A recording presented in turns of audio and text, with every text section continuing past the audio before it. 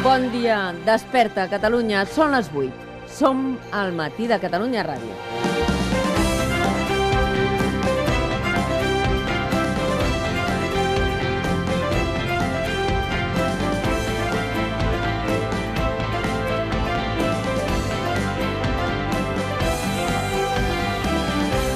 El president de la Generalitat, en aquesta entrevista a la BBC, que s'està emetent arreu també a través del Servei d'Informatius Internacional de la cadena, diu: no es pot aturar un moviment democràtic i pacífic.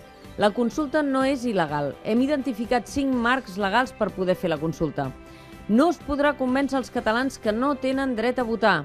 I diu: el nostre objectiu és assolir un acord, però la diferència és que a Espanya el govern diu que no tenim el dret a votar.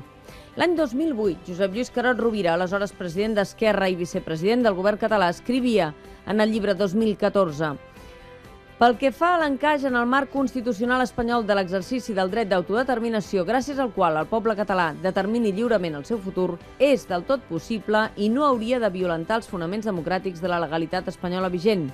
El 2014 no és tant una data per la sobirania com una data per la democràcia. La formulació precisa de la pregunta, deia Carod, ha de ser el resultat de l'entesa a qui arribi la majoria parlamentària que faci possible la consulta. I afegia: una pregunta clara i inclusiva, els sona? Que permeti que tothom hi expressi sense ambigüitats el seu rebuig o el seu suport a la qüestió formulada.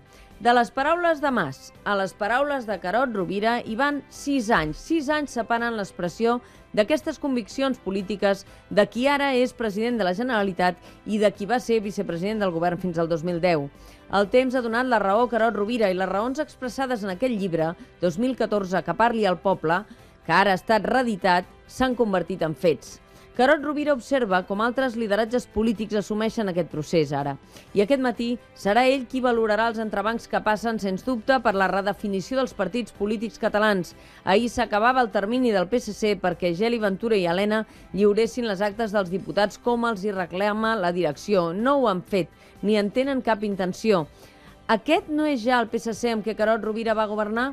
Com viu Carod Rovira que aquella Convergència i Unió, que ell assegurava que no era majoritàriament sobiranista, ara sigui qui fa el pols a l'Estat al costat d'Esquerra, Iniciativa i la CUP? Aquell agost del 2007, en què Carod Rovira va assenyalar l'horitzó del 2014 per la consulta, se li van tirar al damunt aquí i a fora. Però la relectura del llibre demostra que Carod Rovira la va encertar. Assegurava que la mobilització social pressionaria la política, però de moment el rol que ell li atribuïa a la comunitat internacional per convèncer Madrid és més mediàtic que explícitament polític. Veure Mas a la BBC no haurà fet content Rajoy, pràcticament segur, tot i que en prediccions jo no tinc el seu talent.